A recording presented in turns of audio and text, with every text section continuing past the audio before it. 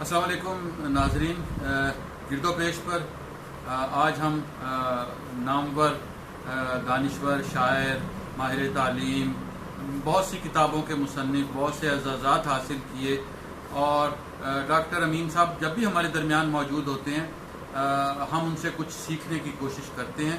سو آج ہم نے سوچا کہ ان کی گفتگو میں آپ کو بھی شامل کیا جائے۔ ڈاکٹر امین صاحب سے ہم آج کچھ ہسٹری کے موضوع پر بات کرنا چاہیں گے۔ بہت وسیع ان کا مطالعہ ہے، اور نہ صرف مطالعہ وسیع ہے بلکہ انہیں یاد بھی بہت سی چیزیں ہیں۔ سو ہم ڈاکٹر صاحب سے پوچھنا چاہیں گے کہ ڈاکٹر صاحب، تاریخ جو ہے، تاریخ کے بارے میں ایک عام سوال اور تاثر یہ ہے کہ تاریخ میں سچ نہیں ہوتا، اور تاریخ کس حد تک سچی ہوتی ہے؟ اچھا، پہلے تو میں آپ سے یہ عرض کرنا چاہوں گا کہ تاریخ کیا ہے۔ بالعموم گزرے ہوئے واقعات کو ہم تاریخ کا نام دیتے ہیں جی، اور یہ گزرے ہوئے واقعات جو ہیں وہ ہر قسم کے ہو سکتے ہیں۔ وہ ادب کے بھی ہو سکتے ہیں، سیاست کے بھی ہو سکتے ہیں، اور بہت سارے ہر شعبے کے ہو سکتے ہیں، ہر ایک کے ہو سکتے ہیں، اور ہر ایک کی تاریخ لکھی جا سکتی ہے۔ لیکن بالعموم عام طور پر عام آدمی جب تاریخ کا لفظ استعمال کرتا ہے تو اس سے مراد پرانے بادشاہوں کی اور حکمرانوں کی کے بارے میں لکھے گئے واقعات ہوتے ہیں۔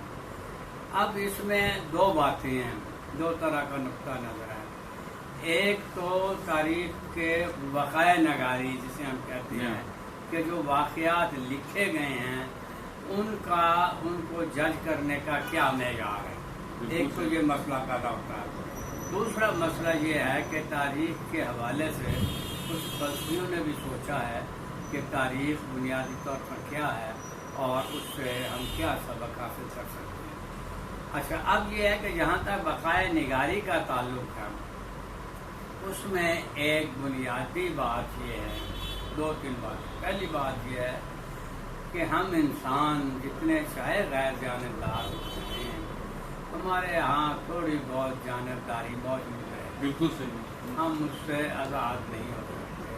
وہ بہت بڑا آدمی ہو تو ہو، لیکن بالعموم ہم اس سے ایک بات تو یہ ہے جانبداری۔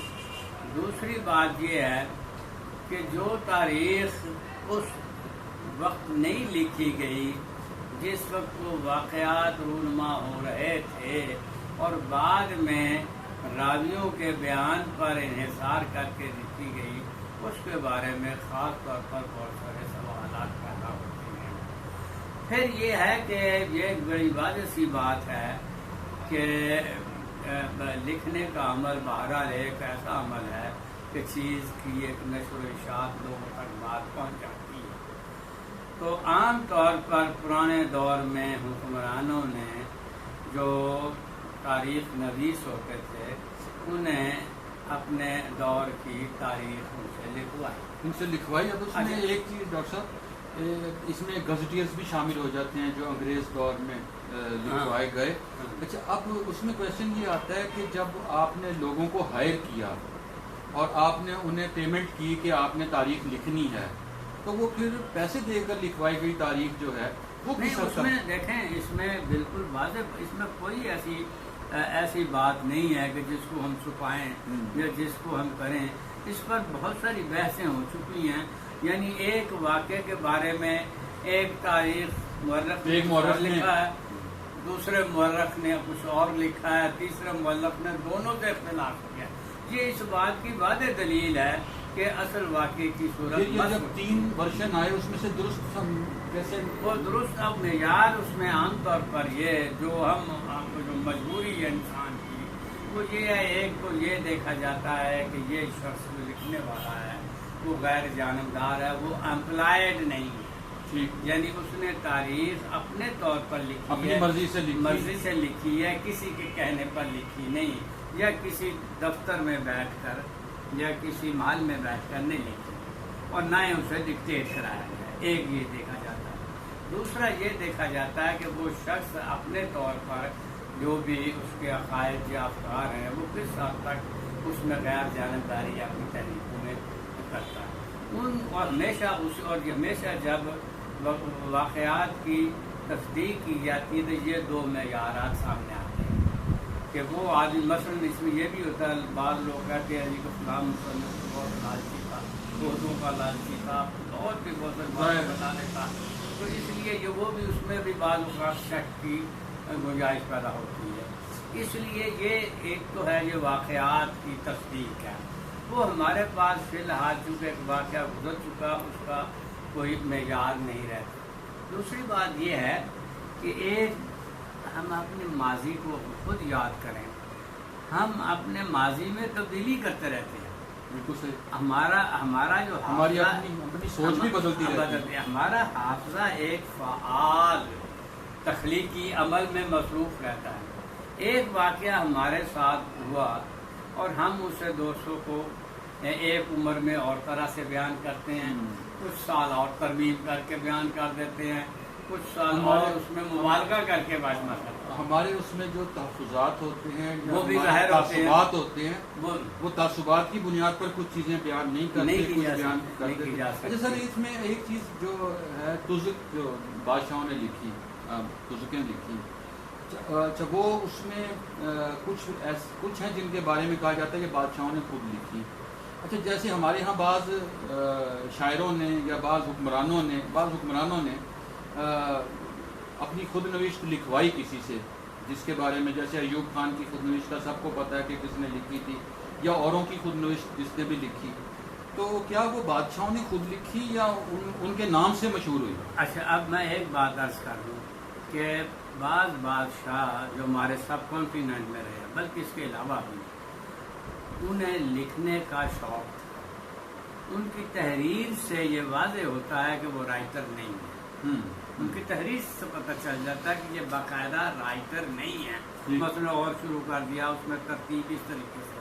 تو یہ بادشاہوں نے اپنا خاص طور پر یہ جہانگیر کو شوق تھا اپنے حالات و واقعات لکھنے کا، تو وہ بہرحال جانوروں کی کہانیاں بھی لکھی ہیں اس نے، جو جانور اسے ملے، پرندے ملے، اور وہ بڑی اہم ہے۔ وہ اس طریقے سے بعض تو واقعی خود لکھی ہیں بادشاہوں نے، اور بعض بادشاہ تو اس حد تک کہہ لیں کہ سچے تھے کہ انہوں نے اپنے بہت ساری سچائیاں بھی بیان کر دی۔ لیکن بعض اس میں بھی کوئی شک نہیں کہ بعض لوگوں نے ڈکٹیٹ کرایا یا یہ کسی سے لکھوا کر بتایا کہ یہ چیز لکھ لے، سامنے نظر ثانی نکالی اور بتا دی۔ یہ دونوں باتیں ہم ان سے انکار نہیں کر سکتے کہ بادشاہوں نے لکھوائی بھی ہیں، خود ہی ہے، اور بادشاہوں نے خود بھی لکھی ہے۔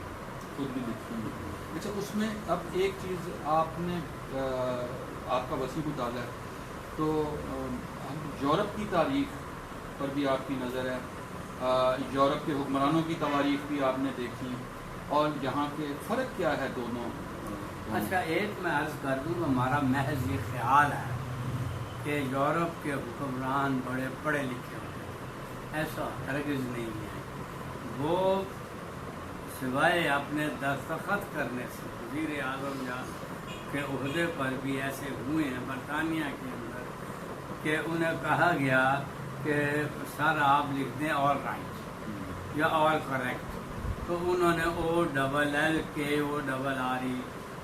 کر کے لکھ دیا، اور وہ ایک الگ سے اوکے بن گیا آل کریکٹ کے معنی میں۔ یہ ہمارے مسلمان بات حکمران کے ہوئے ہیں، وہ پڑھے لکھے تھے، اس میں کوئی شک نہیں۔ وہ مدارس کے پڑھے تھے، جو کچھ بھی تھا وہ ایک الگ بات ہے، وہ پڑھے لکھے تھے۔ اور یہ فرانس میں بھی اور برطانیہ میں بھی، یورپ میں تمام ممالک میں یہ محض ہمارا خیال ہے ان کے قدیم دور میں جو ان کے حکمران تھے وہ بہت زیادہ پڑھے لکھے، بہت کچھ تو پڑھے، اس لیے ان کی میرے خیال میں تو کسی کی آٹوبایوگرافی ہے۔ آخری سوال کرنا چاہوں گا، آخری سوال یہ ہے کہ کچھ چیزوں کو، کچھ واقعات کو ایک موقع پر چھپا دیا جاتا ہے، کچھ گواہوں کو ختم کر دیا جاتا ہے، کچھ چیزیں ایسی ہوتی ہیں جنہیں جو بہت اہم ہوتی ہیں لیکن وقت گزرنے کے ساتھ ساتھ وہ یکسر تبدیل ہو جاتی ہیں۔ میں نے جو شروع میں ایک سوال کیا تھا اس پر ہم آ کر آخری گفتگو ہم ختم کرتے ہیں کہ جن چیزوں کو چھپا دیا جاتا ہے کیا وہ ہمیشہ کے لیے معدوم ہو جاتی ہیں؟ ایسے واقعات موجود ہیں یا کہیں نہ کہیں سے وہ ہسٹری کا حصہ بن جاتی ہیں اور پھر اس میں سچائی کتنی رہ جاتی ہے؟ بات وہی آ جاتی ہے کہ ہسٹری میں سچ کتنا موجود ہے۔ اچھا، بات یہ ہے، اس میں کوئی شک نہیں ہے کہ حکمرانوں کا خوف اور ساتھ معاشرے کا خوف، بہت سارے ایسے واقعات ہوتے ہیں کہ یہ دونوں قسم کے خوف انسان کے ذہن پر ہوتے ہیں اور وقتی طور پر بعض چیزوں کو چھپا لیا جاتا ہے، عام نہیں کیا جاتا، اور